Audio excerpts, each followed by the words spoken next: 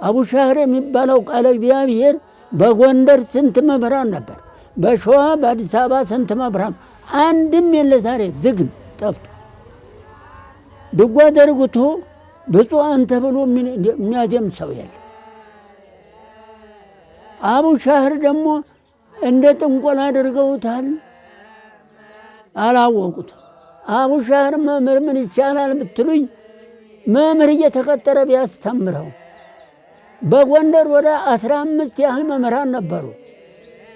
አዲስ አበባም 2-3 ነበሩ።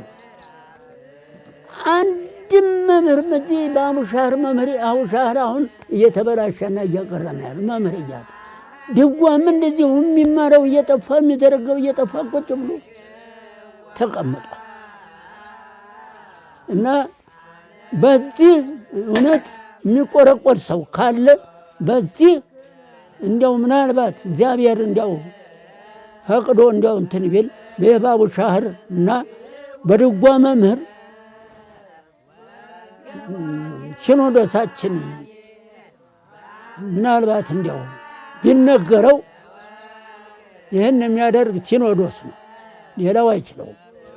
እና እኔ በተማሪ በኩል ይማራሉ፣ ይሄዳሉ፣ ማን ያስቀምጣቸው?